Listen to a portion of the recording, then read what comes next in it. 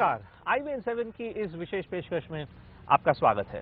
चुनाव संपन्न हो चुके हैं। हम इस वक्त संसद भवन के ठीक सामने हैं और इसी संसद में अब 16वीं लोकसभा के जितने नए प्रत्याशी चुनकर आए हैं वो सब संसद में प्रवेश करेंगे और अपना जौहर दिखाएंगे। लेकिन ये जो पूरा चुनाव है वो पूर्ण रूप से एक पार्टी और एक व्यक्ति विशेष के इर्द गिर्द घूमा, नरेंद्र मोदी और भारतीय जनता पार्टी। इस वक्त हमारे साथ भारतीय जनता पार्टी के कुछ नए होनहार सिपाही हैं, वो व्यक्ति जो सब अपने अपने चुनाव जीत कर आए हैं, अलग अलग जगहों से आए हैं, अलग अलग इलाकों से आए हैं, जीवन में अलग अलग पड़ाव से आए हैं। सबसे पहले आपका तकल्लुस कराता हूं सत्यपाल सिंह साहब से। बहुत बहुत स्वागत है आपका सर। आपका पुलिस अफसर, मुंबई के वरिष्ठ पुलिस अफसर थे और अब भारतीय जनता पार्टी के सांसद चुनकर आए हैं। अजीत सिंह साहब को राष्ट्रीय लोकदल के हराए हैं। उदित राज जी जाने माने एक्टिविस्ट और बड़े लंबे समय से इनका दलित और शोषित समाज में बहुत काम करते चले आए हैं। अब ये भी भारतीय जनता पार्टी से चुनकर आए हैं दिल्ली से। मनोज तिवारी जी बड़े ही प्रिय गायक, हम सब ने इनकी भोजपुरी के गीतों का जो समय बांधते हैं उस सब का हमने बहुत आनंद लिया है और अब भारतीय जनता पार्टी से ये भी चुनकर आए हैं। वीडी राम साहब एक और पुलिस अफसर, डीजीपी थे झारखंड में और अब भारतीय जनता पार्टी के सांसद हैं। और हिना गावित जी एक प्रकार से एक जायंट किलर अगर इनको कहा जाए। माणिकराव गावित साहब को हराकर आई हैं, सिर्फ 26 वर्ष की हैं और महाराष्ट्र से इस बार सबसे कम उम्र की सांसद चुनकर आई हैं। आप सभी का बहुत बहुत स्वागत है। सिंह साहब, सबसे पहले आपसे शुरुआत करते हैं। हमने आपसे अनेकों इंटरव्यू किए जब आप पुलिस सर्विस में थे। कभी आपने सोचा था सर कि एक दिन इस प्रकार से संसद के सामने हम और आप राजनीति के ऊपर चर्चा कर रहे होंगे? नहीं, पहले मैंने सोचा नहीं, कभी नहीं सोचा था। तो ये ऐसा कब हुआ, ये मतलब ये आपके दिमाग में कब आया कि नहीं एमपी भी बन सकता हूँ, मैं बनना चाहिए मुझे? देखिए, मैंने 31 जनवरी को अपना त्यागपत्र दिया 2014 को और 18 जनवरी को मैंने तय किया। सिर्फ 2 हफ्ते की बात थी। नहीं तो हुआ क्या? मैं कभी नहीं समझ पाया कि बीच में क्या हुआ। मतलब होता है ना कि कभी मान लीजिए सपना आ गया या कोई आपके परिवार में किसी ने कहा कि नहीं अब आपने पुलिस की वर्दी काफी आपने पहन ली, अब चलिए अब सफेद कुर्ता पजामा पहना जाए। मुझे लगा कि देश में जिस प्रकार से परिवर्तन की हवा बह रही है, मेरा जो क्षेत्र था मेरा दायरा बहुत ही लिमिटेड दायरा था। मुझे लगा कि पुलिस की सेवा होगी, वहाँ कुछ अपने लिमिटेशंस हैं, मर्यादाएं हैं। अब एक समय आ गया कि जिस प्रकार के परिवर्तन का एक युगांतरकारी जो परिवर्तन देश के अंदर आ रहा है, मैं भी उसमें भाग लूं और भारतीय जनता पार्टी ने मुझे वो अवसर दिया, उनका मैं आभारी हूं। और तो आपसे पूछेंगे कि और अगर आप देश में किसी प्रकार का बदलाव ही लाना चाह रहे थे तो फिर भारतीय जनता पार्टी की वो भी आपसे पूछूंगा। हाँ, बिल्कुल। लेकिन उदित राज जी आप बताएं कि आपसे भी हम बहुत बार पहले मिले, बड़ा लंबा आपका इतिहास रहा है, आपका सक्रिय राजनीति में भी, बहुजन समाज पार्टी के लिए भी आपने बड़े सक्रिय कार्यकर्ता के रूप में आपने काम किया है। भारतीय जनता पार्टी को आपने क्यों चुना? बहुजन समाज पार्टी से मेरा शुरू से मतभेद रहा, बल्कि पता नहीं क्यों सुश्री मायावती को लगता था भी, आज भी लगता है कि हम उनके लिए बहुत हानिकारक हैं। तो बहुजन आंदोलन से जरूर हमारा संबंध था, लेकिन बहुजन समाज पार्टी से कभी कोई संबंध नहीं था। लेकिन भारतीय जनता पार्टी को आपने क्यों चुना? पार्टी के साथ जुड़ने का एक मेरा स्वयं का अनुभव है। जब वाजपेयी जी की सरकार थी तो हमने बहुत बड़े आंदोलन किए थे और शक्ति प्रदर्शन में काशीराम से भी आगे निकल गए थे। और वो आंदोलन था आरक्षण के संबंधित कुछ अधिकार जो छिन गए थे उनकी वापसी के लिए। जो हमारे संघर्षों की वजह से वाजपेयी जी की सरकार ने 3 संवैधानिक संशोधन भी किया था, जिससे जो सुविधाएं वापस हो गई थी, छीनी गई थी, वापस हुई। फिर उसके बाद में कांग्रेस की सरकार जब 2004 में आई, न्यूनतम साझा कार्यक्रम तय हुआ, उसमें तमाम वायदे किए गए और लगभग 10 साल सरकार चली, 10 साल चली भी। लेकिन मैंने नहीं देखा कि गरीबों के लिए, दलितों के लिए, उपेक्षितों के लिए कोई रचनात्मक कार्य किया जैसा कि वाजपेयी की सरकार ने किया। तो इन दोनों का से हमने जब तुलनात्मक अध्ययन किया या अनुभवों से देखा तो हमें लगा कि भारतीय जनता पार्टी गरीबों की ज़्यादा करीब थी। नरेंद्र भाई मोदी का नेतृत्व तो है ही है। मतलब उनका जो नरेंद्र मोदी का जो ओबीसी कास्ट से, जो पिछड़े वर्ग से जो आते हैं, क्या वो भी अपने आप में कारण था कहीं ना कहीं आपके लिए? बहुत सारे कारण होते, एक कारण नहीं होते। जब इतना बड़ा फैसला लिया जाता है, 2003 में मैंने अपनी पार्टी खुद बनाई, इंडियन जस्टिस पार्टी बनाई, देश में जगह जगह पर चुनाव लड़े, लेकिन मेरी कभी सक्रियता पार्टी में रही नहीं, क्योंकि कार्यकर्ता पूरे देश में थे, अपने आप चलाते थे। मैं मुख्य रूप से हमेशा सामाजिक कार्यकर्ता ही रहा। जो हमारा संगठन था वो लंबा चौड़ा इतना हो गया था कि मैं उसी को नहीं संभाल पाता था। मतलब सामाजिक व्यवस्था को बदलने के लिए आपको लगा कि 2014 में सबसे बढ़िया तरीका भारतीय जनता पार्टी को ज्वाइन करना है। पार्टी से मनोज जी, लंबी चर्चा रही, ऐसा नहीं है कि नहीं, मैं उस पर भी आ रहा हूँ कि आखिर ऐसा क्या घटा, जैसे मैं सिंह साहब से जो पूछ रहा था कि ऐसा क्या घटा कि भारतीय जनता पार्टी के ऊपर ही आप सब लोगों ने अल्टीमेटली आप लोग घूम फिर के आए। लेकिन मैं अभी आ रहा हूँ ना, मैं कहता हूँ, मैं भी पूछ रहा हूँ आपसे। तो मैं अभी जरा मनोज जरा एक बार संक्षिप्त में जरा सबसे एक बार जरा इंट्रोडक्शन तो हो जाए जनता का। मनोज भाई बहुत शानदार जैकेट पहन के आए मनोज भाई, बहुत अच्छा जो है कि उस पर डिजाइन भी बना हुआ है। आप बताइए कि 2009 में पिछली बार तो आप खैर चुनाव भी लड़े थे समाजवादी पार्टी से, गोरखपुर से हार भी गए थे, तो इस बार भारतीय जनता पार्टी में क्यों? मैं काफी दिन पहले भारतीय जनता पार्टी में आ गया था जब विधानसभा चुनाव हो रहे थे 2012 में। छत्तीसगढ़ नहीं छत्तीस, हाँ दिल्ली वाले में जी, दिल्ली वाले, दिल्ली, छत्तीसगढ़, राजस्थान, मध्य प्रदेश। तो उस टाइम मैंने ज्वाइन किया, पार्टी का प्रचार किया। और देखिए, मैं अन्ना के आंदोलन से आया था दिल्ली में। मैं सबसे पहला सेलिब्रिटी हूँ जिसने अन्ना आंदोलन को सपोर्ट किया, बाबा रामदेव के आंदोलन को सपोर्ट किया, और उसमें काफी यातनाएं झेली सरकार से, तमाम तरह की नोटिसें जो वो कर सकते थे। लेकिन मैं गाने हमेशा ऐसा गाता रहा हूँ जो लोगों को खुश भी करें और समस्याएं भी बताएं। नहीं मतलब जैसे अगर मैं पाश्चात्य संगीत की बात करूं, पूरा करने के लिए मैंने कोई जगह ढूंढता रहा हूँ, वो भाजपा में मिली है। मतलब ये बताइए मनोज भाई कि आप ये कहते हैं, जैसे कहा जाता है ना पाश्चात्य संगीत के बारे में कि बड़ा रेवोल्यूशनरी कुछ गाने होते हैं, कुछ रॉक म्यूजिक जिसको कहा जाता है कि बड़ा रेवोल्यूशनरी है, उसी प्रकार से हमारे देश में भी ऐसे बड़े गायक रहे हैं जो अपने आप को एक रेवोल्यूशनरी गायकों के रूप में प्रस्तुत करते हैं।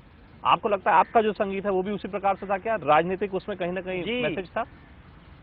नौकरी बदे जवानन के उहे हाल बाटे, थाना में सच लिखा द के कर्म जाल बाटे, अपराधी अगर नहीं खा कोई न बात सुनी, नहीं खे बिगाड़े वाली क्षमता तो कोई न गुनी, भाषण बड़ी दिया था सच्चाई सब दिखाता, सब्जी या दाल और कीमत बढ़ो ले जाता। ये सब गाने हमारे। क्या बात है।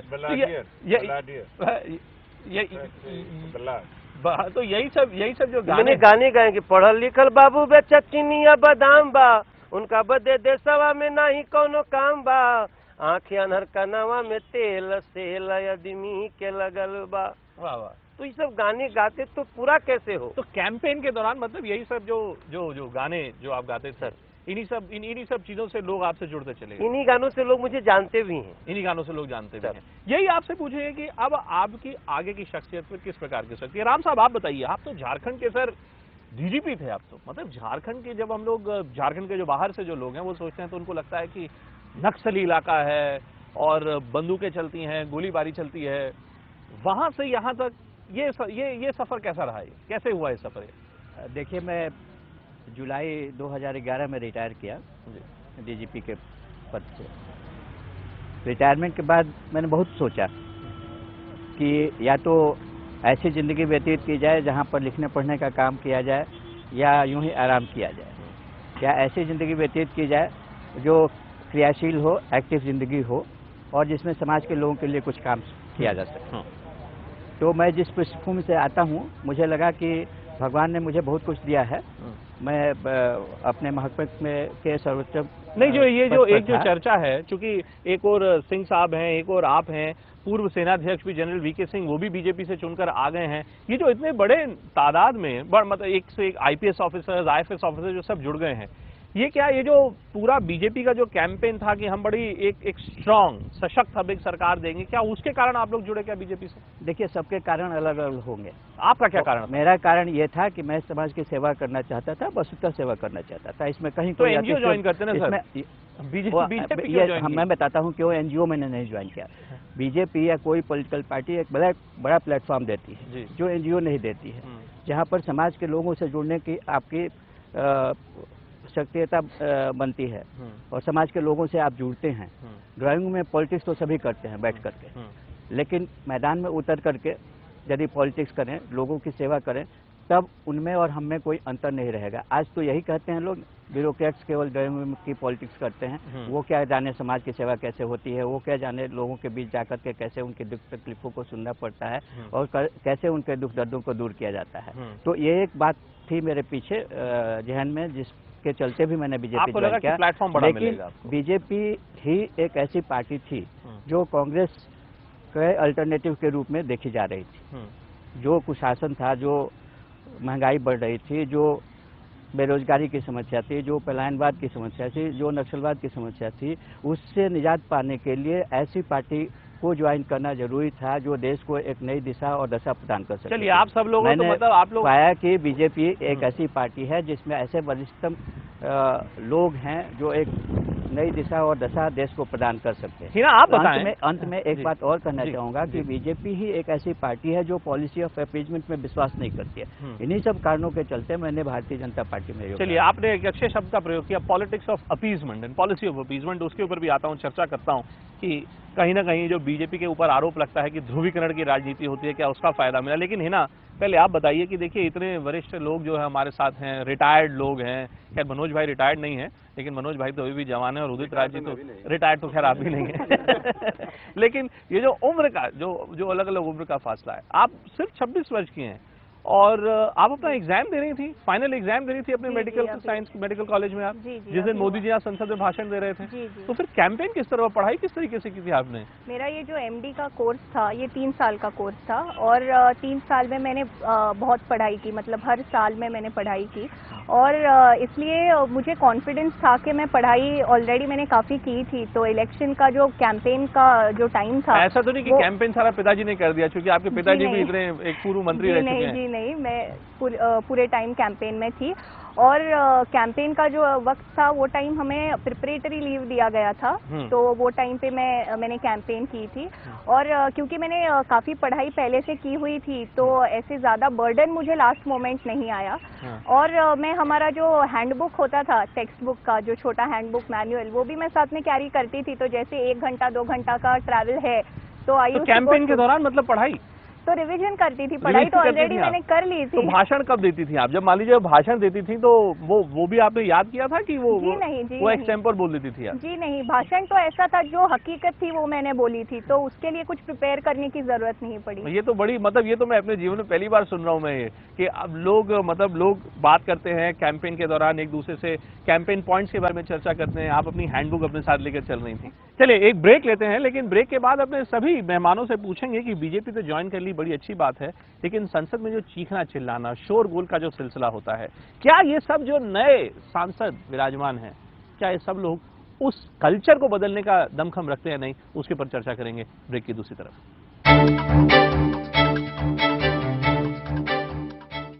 स्वागत है एक बार फिर आपका हमारी इस विशेष पेशकश में। बाबुल सुप्रियो साहब भी हमारे साथ जुड़ गए हैं, आसनसोल से सांसद हैं भारतीय जनता पार्टी के।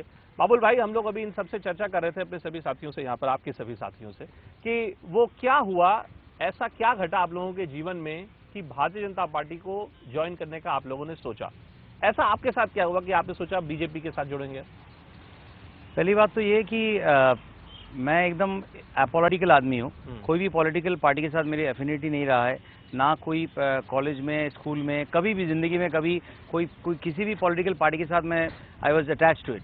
सो देयरफॉर अगर जब मुझे कोई शख्सियत दिखता है पॉलिटिक्स में जिनकी बातचीत हमें अच्छी लगे, जिनको देख के हम भरोसा कर सके, जिनको देख के लगे कि हाँ this is the man of the moment, तो यू इमीडिएटली गेट इंस्पायर्ड। जब मोदी साहब को हमने देखा, जब उनकी बातचीत सुनी, उनका जो मॉडल है, गुजरात मॉडल जो है, जो वो करना चाहते थे, वो एकदम माइनस थे, वहीं से आप वो सक्सेस की तरफ लेके गए। आप सब लोग यही कह रहे हैं कि बहुत बड़े पैमाने पर आप सब लोग नरेंद्र मोदी जी का जो व्यक्तित्व था उस सबसे आप प्रभावित हो। लेकिन मनोज भाई, मुझे ये बताइए कि ये तो ठीक है कि आप किसी व्यक्ति से प्रभावित हो गए, लेकिन जब आप संसद में आते हैं, संसद में देखिए अनेकों प्रकार की गतिविधियां होती हैं, चीखना चिल्लाना, आप ही की पार्टी जिसमें अब आप हैं, पिछले 5 वर्षों से बीजेपी के खिलाफ आरोप लगता रहा कि संसद को लगातार स्थगित किया गया बीजेपी के दबाव में।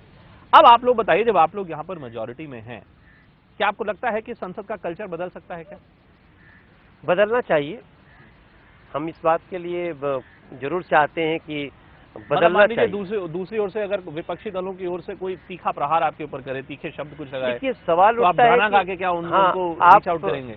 अब सवाल उठता है कि आप कैसे प्रश्न पे हल्ला करते हैं। अगर बीजेपी कोई ऐसी गलती करती है जैसा पीछे की 10 साल की यूपीए ने किया, तो निश्चित रूप से आप चिल्लाओ। अगर आपकी बात नहीं सुनी जाती है, प्रधानमंत्री जवाब नहीं देता है, हमारे पार्टी के मंत्री जवाब नहीं देते हैं, तो आप मत चलने दो संसद। लेकिन अगर कहीं ना कहीं वो अपना काम कर रहा है तो फिर बिला वजह चिल्ला चिल्ली होगा, तो वो हम लोग नहीं चाहते। सतपाल सिंह साहब, ये बताइए कि जब आप पुलिस में थे सर, हमने देखा आपके मतलब टेन्योर के दौरान कभी कोई आतंकवादी घटना हुई मान लीजिए, या कभी कोई इंटरनल सिक्योरिटी से रिलेटेड कोई मसला हुआ, तो हमेशा हम देखते थे कि आपकी पार्टी यहाँ पर बड़ी अग्रेसिव तरीके से सरकार को घेरती थी।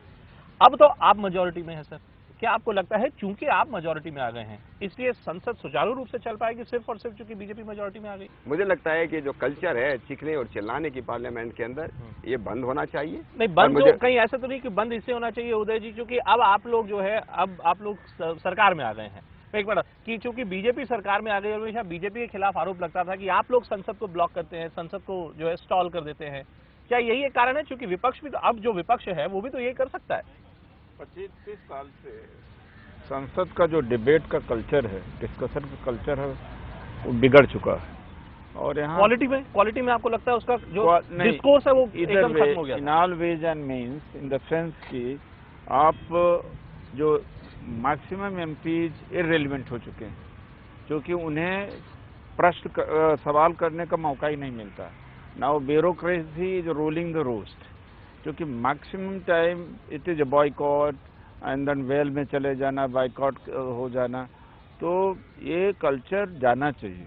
And of course this is a really very serious thing which should be taken into account and sensitize करना पड़ेगा। मुझे नहीं लगता कि अभी ये बंद होने वाला है। अब देखिए कांग्रेस क्या कह रही है बाबुल, कि मोदी जी जब तक as long as his party was in the opposition, the BJP always said that talks and terror in the context of Pakistan cannot go together. Now suddenly, because there is a talk of Mr. Sharif being invited and Mr. Sharif coming over to India, it is being suggested that BJP is now doing a different trick, that they've made a volte-face of sorts. देखिए कहीं ना कहीं आपको dialogue शुरू करनी पड़ेगी, और मैं तो ये कहूंगा कि अगर one point of instead of beating around the Bush, अगर आप डायरेक्ट बात करें, हमारे पास पाकिस्तान के साथ मुकाबला करने का क्या क्या रास्ते हैं। या तो आप वॉर पे जाइए, क्योंकि टेरर तो है और उसमें पाकिस्तान की मदद है, इसमें तो कोई मतलब कोई कहीं पे भी कोई शक तो है नहीं। तो या तो आप वॉर पे जाए या वॉर ऑफ वर्ड्स पे जाए, या तो आप एक डायलॉग पे बैठे। आप एक युवा सांसद हैं, अब आप भारतीय जनता पार्टी की, संसद के कल्चर में वो क्या बदलाव है आपके मुताबिक जो आपको लगता है जिससे युवा जो देश के हैं, जो इतने बड़े मात्रा में जिन्होंने, बड़े लोगों ने मोदी जी को जिन्होंने समर्थन किया है, वो संसदीय राजनीति से, दलीय राजनीति से वो सब जुड़ सके, उनका विश्वास जो है संसद के प्रति बढ़े, ऐसा एक क्या कार्य है आपको लगता है जो संसद को करना चाहिए? मुझे ऐसा लगता है कि संसद में अगर पॉजिटिव चेंजेस आते हैं, जैसे डेवलपमेंट के काम अगर अच्छे तरीके से होते हैं, सब कुछ डिसिप्लिन तरीके से अगर चलता है, तो डेफिनेटली युवा जो है वो भी आना पसंद करेंगे। मतलब लेकिन कैसे चल सकता है? देखिए कैसा है कि सारा जो कि it should be made an issue, पूरे देश में ये इशू पब्लिक डोमेन में इशू होना चाहिए कि जो डिसरप्ट करे एक्टिविटीज को, उसको निकाल दिया जाए, नॉट निकाल दिया जाए। They should be taught lesson during the election. No, otherwise I tell you, listen, let me tell you, आज मैं ब्यूरोक्रेट था और सोशल लाइफ जीता था, अभी कुछ दिन पहले तक एमपीओ के यहाँ लोग जाना बंद कर दिए। सर ब्रेक का बात तो जब आप मैं यहाँ लोग जाना बंद कर दिए थे, उनके पत्र का कोई ब्यूरोक्रेट नोटिस नहीं लेता, क्योंकि वो जो क्वेश्चन आवर है वो उठा ही नहीं सकते। ये बताइए कि जब आप पुलिस में थे, मैं ये बता रहा था, पुलिस की प्रवृत्ति संसद में कैसे आएगी? उसी सवाल की बात कर रहा हूँ। पहली बार हिंदुस्तान के इतिहास में किसी प्रधानमंत्री ने, शायद किसी एमपी ने आज तक इस पार्लियामेंट को मंदिर माना है, और इसको मंदिर मानकर उसमें जो अपना सिर टेका है, इसका प्रभाव केवल भारतीय जनता पार्टी के लिए नहीं, सारी दुनिया के देशों के लिए, सारे भारतीयों के लिए, सभी पार्टीज के एमपी के बहुत बड़ा एक संदेश है। और मेरा विश्वास है अगर हर एक एमपी इसको मंदिर मानेगा तो ये जो लोग वहाँ दंगा मस्ती करते हैं, चिल्लाते हैं, वो बंद होगा। ये मेरा मानना है। डिबेट होना चाहिए। चूंकि मोदी जी ने इसको मंदिर कहा, मंदिर पट को उन्होंने डेमोक्रेसी का अपने मंदिर, उन्होंने डेमोक्रेसी का अपनी प्रभाव पड़ेगा, प्रभाव निश्चित रूप से बनाया। पड़ेगा। चलिए जो एक डिबेट ब्रेक लेते हैं। ब्रेक के बाद ये जो चर्चा है कि डिबेट होना चाहिए, सकारात्मक गतिविधियां होनी चाहिए, कार्रवाई होनी चाहिए संसद में, ये सकारात्मक गतिविधियों के लिए जो विपक्षी दल हैं उनको साथ में कैसे लिया जाए, इस पे चर्चा करेंगे ब्रेक की दूसरी ओर।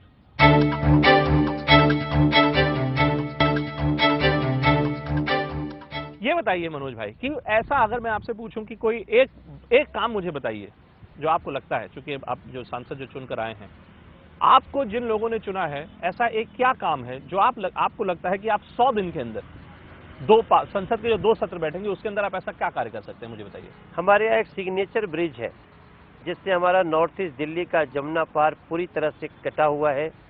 वहाँ जाने के लिए लोगों को 20 मिनट की जर्नी 2 घंटे में करनी पड़ती है। जो ट्रैफिक और उसमें तो 4 घंटा भी लगता है। मैं चाहता हूं नरेंद्र मोदी जी सबसे पहले उसको बनवा दें। उस ब्रिज को 17 साल से उसका 3-4 खंभा लटक के पड़ा हुआ है। सब बाबुल मुझे ये बताइए कि जैसे देखिए, जैसे मनोज कह रहे हैं कि एक ब्रिज है, उसी प्रकार से जो होप्स हैं मोदी जी के प्रति लोगों की, चूंकि उन्होंने पूरा इलेक्शन कैंपेन जो है होप के ऊपर उन्होंने किया। राजनाथ सिंह जी ने कहा, एक नया नारा उन्होंने दिया, उन्होंने कहा बराक ओबामा ने बोला येस वी कैन, उन्होंने कहा yes he will. Don't you think sometimes, Babu, that maybe the expectations which have been aroused are just way too high? Well, it's a new thing. I mean, there is nothing wrong in expecting high. I think it is very, rather it is... Fear that you may fall down also. नहीं, fear, see, डर के आगे जीत है। अगर आप शुरू से ही डरते रहेंगे, मैं तो कहूँगा कि ये confidence is the first requisite to great undertakings. जो कॉन्फिडेंस मोदी साहब ने कल उस दिन स्पीच में दिखाई, जो उन्होंने कहा कि 5 साल बाद मैं आपको रिपोर्ट कार्ड दिखाऊंगा, इसकी कमी थी भारत में। देखिए, मनमोहन सिंह साहब जो है वो चुप्पी साधते थे। जब भी उनकी आवाज हमें सुननी थी कोई भी क्राइसिस में, तब वो चुप्पी साधते थे। Very good husband. तो मुझे बताइए, बट देखिए joke is a very serious thing, that's a true thing. और अगर अपना मोदी साहब ने सिर्फ सपना दिखाना नहीं सिखाया, मेरे ख्याल से भारत को ये विश्वास दिलाया कि हम सपना देख सकते हैं, वो सपने जो साकार हो सकते हैं। ये साकार होने का सपना जो है वो भारत देख रहे हैं। सपनों साकार होने की जो आप बात कर रहे हैं, इसके ऊपर कोई गाना तो सुनाइए। नहीं, होप का क्या गाना है? सुनिए, जो हमारे लोग हैं ना, जो मेरे कंस्टिट्यूंसी के लोग हैं, वो मेरे को गाने गाते हुए बहुत सुने हैं। तो उसका अलग प्लेटफॉर्म है। नहीं, मैं यहाँ पे गाना गा के डायल्यूट नहीं करूंगा, आपसे अलग से आके 1 घंटा गाना सुनाऊंगा। मैं उनके लिए 100 दिन के अंदर जो सवाल आपने उनको किया है, मैं पानी उनको देना चाहूंगा। पानी की इतनी कमी है आसनसोल में, लोग प्यासे 67 ईयर्स आफ्टर इंडिपेंडेंस, आप सोच भी नहीं सकते। उसके बाद मैं पानी के ऊपर आपको एक गाना सुना दूंगा। रिम झिम गिरे सावन, सुलग सुलग जाए मन, भीगे आज इस मौसम में, लगी कैसी ये अगन, रिम झिम गिरे अब इस शब्दों के साथ आप ये क्राइसिस का बिल्कुल आप रिलेट नहीं कर सकते। बट पॉलिटिशियन बाबुल के साथ पॉलिटिशियन अपना सिंगर बाबुल का रिलेट है, बिल्कुल भी आप मुझे गाना गाना पड़ा। भाई चूंकि भाई वो तो इससे, चूंकि वो भी आपकी एक शख्सियत है। जवाब काफी हद तक खोजा जा चुका है। मोदी जी 12-13 साल मुख्यमंत्री रहे, और जब उनको राज्य मिला, यानी सत्ता वहाँ पर मिली, तो तमाम सारी चीज़ें नहीं थी। और मोदी जी कई बार कहते हुए सुने भी गए कि लोग वहाँ पर आके कहे कि मोदी जी कम से कम इतना तो बिजली आए कि शाम को हम भोजन कर सके। तो that man has proved once, not only once but many times. तो जिन्होंने एक अपने वर्थ को मेंटल प्रूव किया है, तो उसके आधार पर आप फ्यूचर को प्रेडिक्ट कर सकते हैं। सिंह जी ये बताइए, फ्यूचर को प्रेडिक्ट कर सकते, तो जो एक्सपेक्टेशंस हैं, they are not in isolation in vacuum, those will be fulfilled. Those will be fulfilled. But I'm trying to understand that is it not a case where far too many promises have been made? But sir, my question to you is something else. Sir, ground पे, जमीन पर इस हकीकत को क्या झुटला सकते हैं completely एक तरीके से?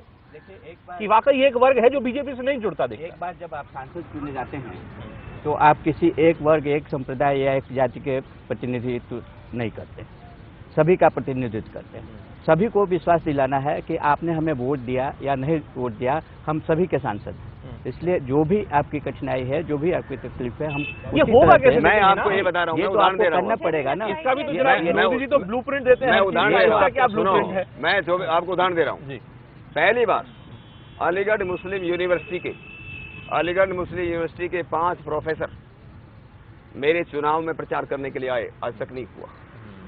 तो ये इससे बड़ा उदाहरण क्या हो सकता ये है? एक सिंबल है कि एक लोग सिंबल। आपसे जुड़ रहे हैं। तो हिना, क्या ये बिल्कुल गलत है? क्या ये मीडिया का एक मिथ्या नाहक प्रचार है एक प्रकार से, ये कि एक पूरा वर्ग जो है वो बीजेपी से नहीं जुड़ रहा?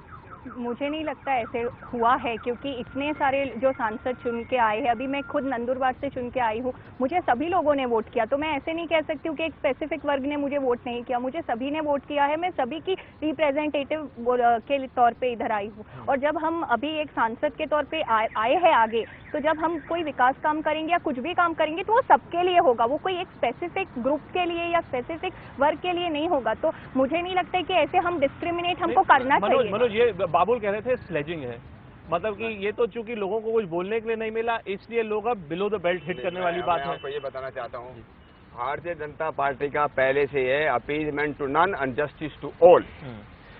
Appeasement to none and justice to all, जो बात वो कहते हैं, हमारे नेता नरेंद्र मोदी जी के नेतृत्व में बात पूछा, आप सब संसद में रहेंगे और मुझे ये बताइए कि जब इस प्रकार का क्रिटिसिज्म आएगा कि भाई आप सब लोग एक ऐसे दल से जुड़ गए हैं जो दल एक पूरे के पूरे वर्ग को अलग हटा रहा है, जैसे बाबुल ट्विटर पे आप स्लेजिंग की बात करते हैं। It is a secular country, it is a secular country, it is a multi-party country. I would request the other parties to respect the fact that so much that the majority of India has dreamt along with Modi. Number one, there has to be respect. Let Congress sit down for 2 years. They have got 10 years. Let them sit down and without unnecessarily विरोध करने के लिए विरोध करने के बजाय 2 साल वो चुपचाप बैठे, जहां उनको गलत लगे वो जरूर कुछ करें, ऐसी बात नहीं है। लेकिन दूसरी बात देखिए, आप हिमेश रेशमिया के गाने को देख लीजिए, एक शब्द को झलक दिखला झलक दिखला झलक दिखला झलक दिखला पानी पानी पानी पानी, एक बार एक शब्द को हजारों बार बोल के ना आप लोगों के दिमाग में घुसा देते हैं। माइनॉरिटी हमारे देश में है, minority, why are you pointing saying minority only for Muslims? What about Christians? What about Jews? What about you know Parsi? तो माइनॉरिटी ये बोल के ना आप उल्टा माइनॉरिटी को और डर दिला रहे हैं कि अगर आप हमारे लिए वोट नहीं करेंगे तो कहीं कुछ मतलब न जाने क्या आ जाए, तूफान आ जाएगा।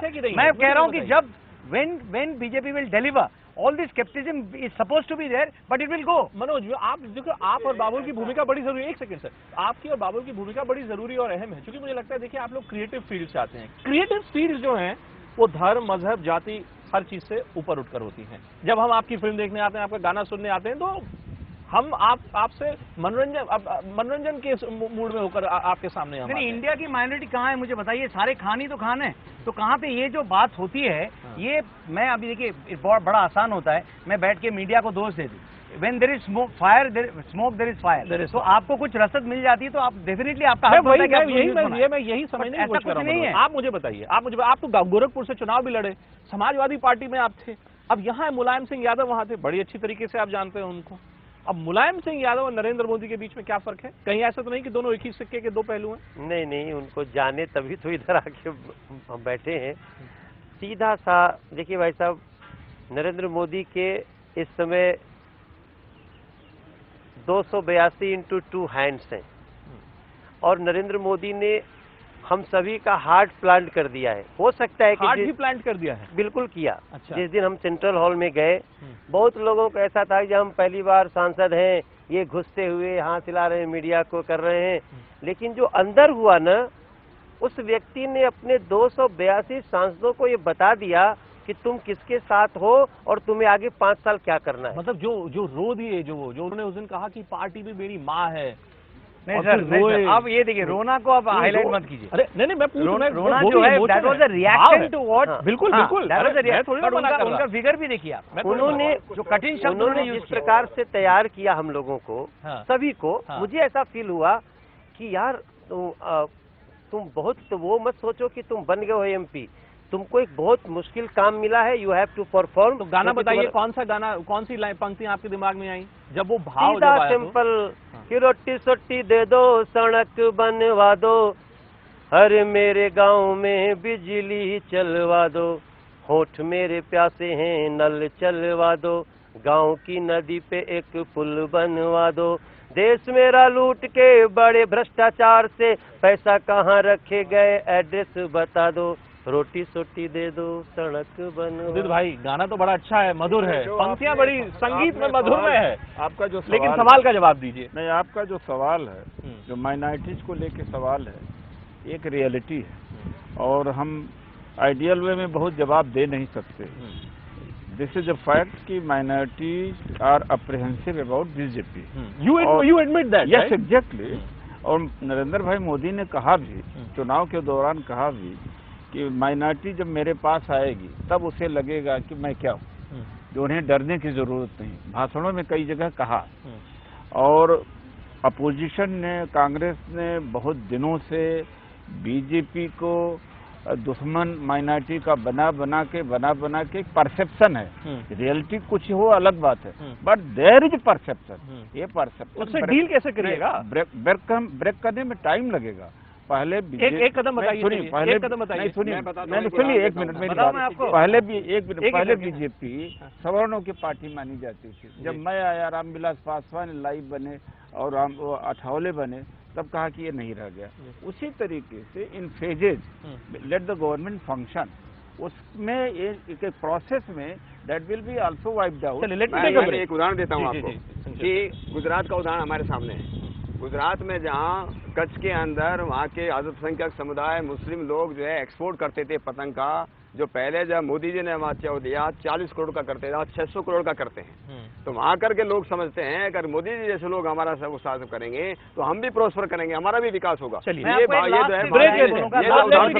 ब्रेक के बाद आ रहा हूँ। मैं आपको बता रहा हूँ कि स्केप्टिसिज्म तब जाएगा जब मोदी जी सिर्फ माइनॉरिटी को प्लीज करने के लिए, माइनॉरिटी के लिए काम नहीं करके, जब वो भारत के लिए कुछ करके दिखाएंगे और सबको ये एहसास दिलाएंगे we are all same, we are Indians, there is nothing called minority. होगा यू डोंट, वो किस प्रकार से होगा जिसकी बात बाबुल कर रहे हैं, ब्रेक के दूसरी तरफ बात करते हैं उस पर।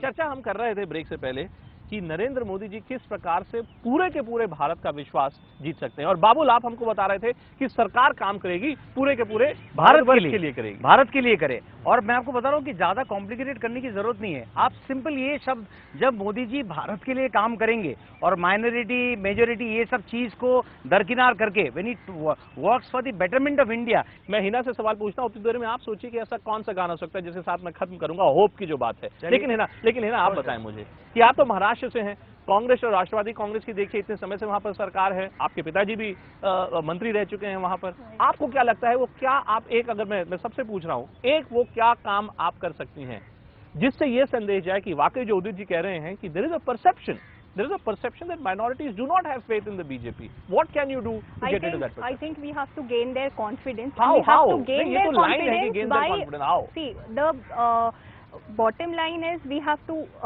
work for the country. And for when we mean vote for the country, do you buy when Mr. Modi says that I don't believe in politics of symbolism? जब वो कहते हैं कि मैं प्रतीकात्मक राजनीति पे विश्वास नहीं रखता।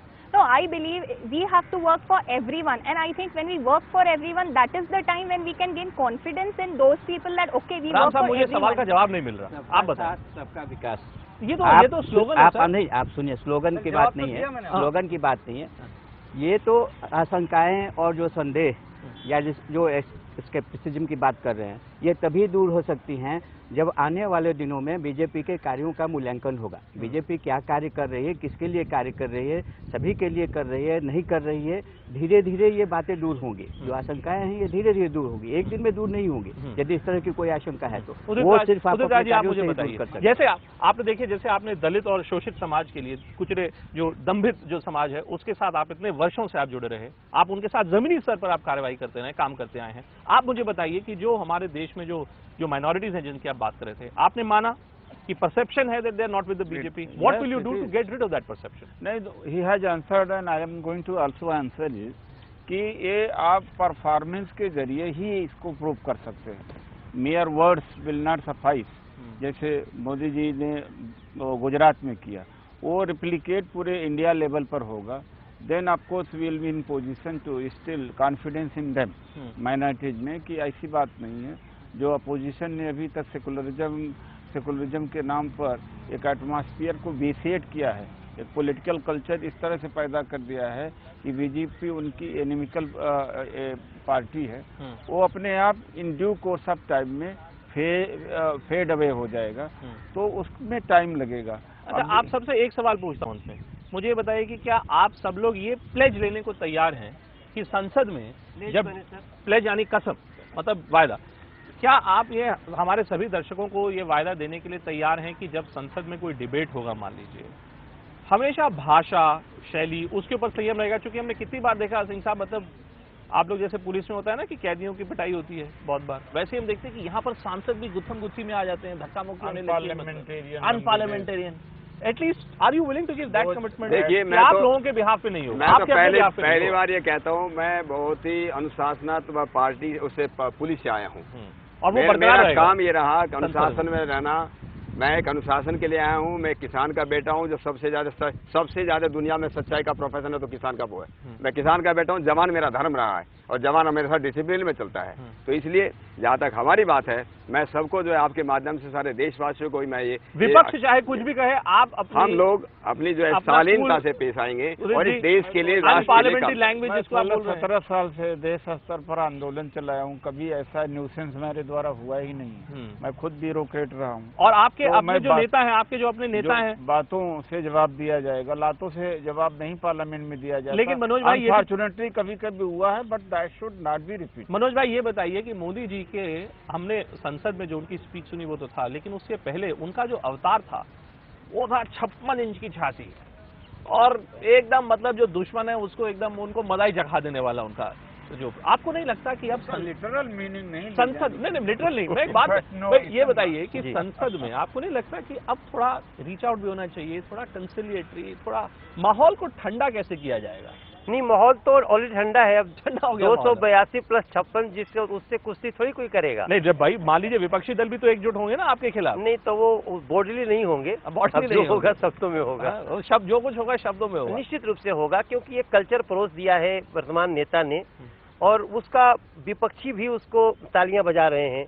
क्योंकि नतमस्तक होना, सर हम लोग भी गए थे वहां से, उसी जूते से चल के गए थे, वो व्यक्ति उसी जगह न झाड़ता है न पहुंचता है। व्यक्ति पूजा नहीं हो रही क्या? मुझे बताइए, इतने मैंने 1 घंटे के हमारे कार्यक्रम में आप सब लोगों ने देखिए, क्यों आप सब लोगों ने भारतीय जनता पार्टी कांग्रेस के बारे में कहती है कि ये तो व्यक्तिवादी पार्टी है, व्यक्ति पूजा हो रही है यहाँ पर। ये विचारधारा, क्या बीजेपी में व्यक्ति पूजा नहीं हो रही? ये विचारधारा का प्रश्न है, ये विचारधारा की बात है और लीडरशिप की जरूरत है। मायावती जी की, अगर मायावती का जो काडर है वो उनको पूछता है, वो सुप्रीमो है, इंडिविजुअलिस्टिक है। मोदी जी उन्होंने अपने को इम्पोज किया है, मोदी जी ने इम्पोज नहीं किया। Masses have love for him, the way he conducted himself, तो डिफरेंस है। अच्छा। एक तो अथॉरिटेरियन होना अथॉरिटेरियन नहीं है मोदी जी के बारे में लोग। नहीं, आप एक चीज समझिए, आप भारतीय टीम में 1 से 11 सारे प्लेयर स्टार्स हैं, लेकिन फिर भी आपको महेंद्र सिंह धोनी की जरूरत पड़ती है। मैंने आपको शुरू में ही आपको बताया कि BJP is a fantastic team and उनके जो लीडरशिप की जरूरत पड़ती है, जो लीडर की जरूरत पड़ती है, अगर उस लीडर में ये सारे गुण दिखे तो उनके थोड़े बहुत गुणगान तो होंगे, इसमें कोई बुराई नहीं है। प्रोग्राम के अंत में संसद के हम लोग सामने हैं, सूर्य अस्त होने वाला है, लेकिन ऐसी उम्मीद है कि एक नया सूर्योदय होगा हमारे लोकतंत्र तो हो गया, पहले ही हो गया। तो इस नए सूर्योदय के लिए बाबुल और मनोज जी, पहले बाबुल से पहले कुछ पंक्तियां आपसे सूर्योदय के लिए। सांसों को सांसों में ढलने दो जरा, धीमी सी धड़कन को बढ़ने दो जरा, लम्हों की गुजारिश है ये पास आ जाए हम तुम। अब ये हम और तुम कैसे बनेगा मनोज जी, बताइए कि तुम भी हम हो जाए। लोकतंत्र की शक्ति हमें देना दाता, मन का विश्वास कमजोर होना, हम चले नेक रास्ते पे हमसे भूल कर भी कोई भूल हो। सत्यपाल जी गाना गाएंगे? गाना गाइए। एक आज नया मजहब चलाया जाए, आओ एक आज नया मजहब चलाया जाए, है वतन खुदा ये सबको बताया जाए, है वतन खुदा ये सबको बताया जाए। बहुत बहुत धन्यवाद। Policeman singing for the first. और घर से मस्जिद है बहुत दूर, मंदिर है बहुत दूर, चलो किसी रोते हुए बच्चे को हंसाया जाए। India is on a song. India is on a song and they're on singing with Narendra Modi. So I think the best song, चला जाता हूँ किसी के धुन में धड़कते दिल के तराने लिए। वाह वाह वाह, थैंक यू सो मच, बहुत बहुत धन्यवाद आप सभी लोगों का। इस मधुर संगीतमय धुन के साथ इस कार्यक्रम का समापन करते हैं। संसद की गरिमा अब इन्हीं लोगों के हाथ में है, यही हमारे नए भावी सांसद हैं, और अगली बार जब इन सबसे संसद में मिलेंगे तो कुछ और तीखे वर्तमान सांसद तीखे सवालों से जरूर इनका परिचय कराएंगे। आप सभी लोगों का बहुत बहुत धन्यवाद। आप सबका भी हमारे इस कार्यक्रम में जुड़ने का बहुत बहुत धन्यवाद।